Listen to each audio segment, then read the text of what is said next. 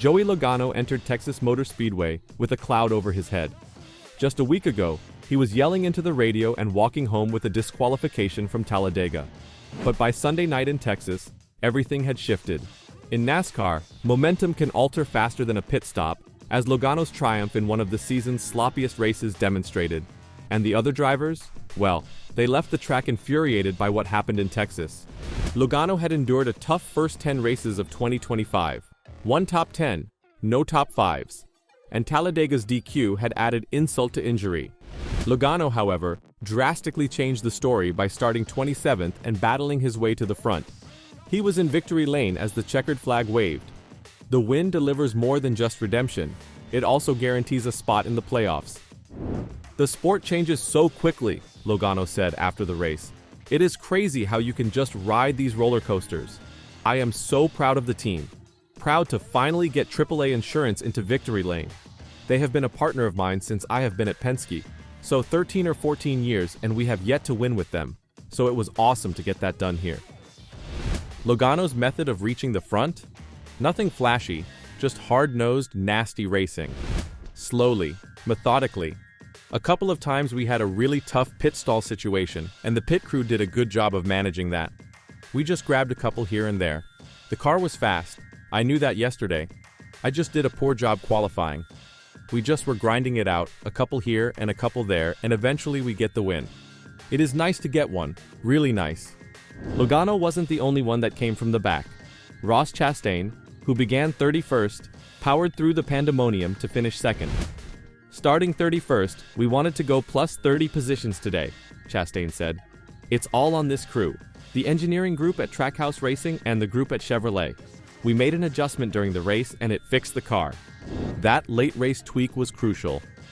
Chastain admitted he was unsure early on. I was not confident yesterday. You heard me in the booth say it. With just one adjustment, it brought this Tootsie's Chevy to life, and that's why you keep fighting. Blaney, another Penske driver, finished third. Austin Cindric, who had won the previous week, led 60 laps until crashing. Josh Berry had a good vehicle as well, leading 41 laps in the historic Wood Brothers number 21 before an incident knocked him out of contention. Denny Hamlin was the first to leave the race, with his car engulfed in flames following an apparent oil fire. It was blowing up for about a lap or so before it really detonated, Hamlin recalls. I tried to keep it off to keep it from full detonating. That way they can diagnose exactly what happened to it. Speaking on Toyota's mechanical issues, Hamlin added, I'm not really sure. I've had blown engines in 2 or 3 seasons in a row now, where we didn't have any issues several years prior to that. Just trying to develop, I'm guessing, and trying to get more. Certainly, we feel like we need to get a bit more power, but this was unexpected for us. The remainder of the day was chaotic. Green flag pit stops were turned upside down by a yellow with 48 laps remaining due to Jesse Love's spin. Ryan Preece nearly claimed the lead but was a lap down owing to pit cycle timing. Byron, Cindric, pole sitter Carson Hocevar, and defending champion Chase Elliott were all moved to the back. The turning point happened when Michael McDowell grabbed 2 tires and vaulted to the front. On the restart, he outpaced Larson to take the lead. Logano, as bold as ever, made the winning play. With only 4 laps remaining, he ran full throttle on McDowell, who had to lift, giving Logano the inside line. McDowell's car eventually came loose and struck the wall, necessitating a last overtime restart. Logano then had to fend off Chastain and Blaney. He led the final 7 laps without looking back. You don't want to give up the lead on a mile and a half. It's hard to get it back, said Kyle Larson, who ended the day 4th. Yeah, Michael just did a good job timing it. I left early the restart before and was going to leave early again then. He just anticipated and left probably right with me or just barely before. Blaney experienced one of the most painful what-ifs. During a late restart, he picked the inside lane, allowing McDowell to gain an advantage by getting clean air. The one time I didn't pick the outside, the 71 got the lead and then I couldn't get it back, Blaney said. Just the driver making dumb decisions and not doing his job. Despite the sting, Blaney finished in the top 3, his best of the year and the 3rd time in as many weeks. Nonetheless, he is the only Team Penske driver without a win this season. Eric Jones finished strongly in 5th position. Stenhouse Jr., Austin Dillon, John Hunter Nemechek, Christopher Bell, and Daniel Suarez completed the top 10. It was a bizarre day, with few expected outcomes matching what was written on paper. What about the unpredictability? It is exactly what Joey Logano thrives in. The Penske veteran may have struggled early on, but he is now not just in the playoffs, but also a threat. The championship road passes through high-pressure races like this.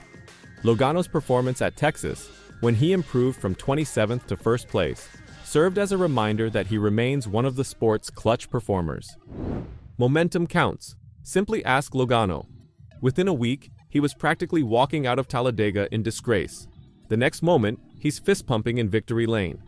Logano is the only one smiling while the rest of the grid is licking their wounds from the Texas wreckfest. Because after a season of DNFs, frustration, and unpredictability, he finally got it right. And if Logano gets going, the rest of the field better watch out. This win was not a fluke or a lucky break. It happened after a race that featured 12 cautions, big collisions, and difficult restarts. It was a test of both mental toughness and racecraft. Logano and crew chief Paul Wolfe survived every storm and delivered when it counted the most.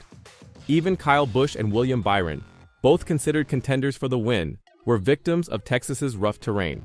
Busch crashed into the wall shortly after reaching the famed Turn 4 bump, which had previously caught Josh Berry. Byron, on the other hand, was stranded by pit strategy when the caution flag flashed at the worst possible time. Tyler Reddick's race was a reflection of the entire field's chaos. He spun, saved it, and then triggered another caution. It was that type of day. Logano had both luck and precision when it mattered most. As the field prepares for the next race, one question remains. Has Joey Logano turned a corner, or was this merely a high point in a season of inconsistencies? If this is the start of a run, drivers like Blaney and Larson, who missed their shots in Texas, may come to regret not capitalizing when they had the opportunity. It's also worth mentioning that Sunday's win was Logano's 37th Career Cup victory, cementing his place among the sport's elite.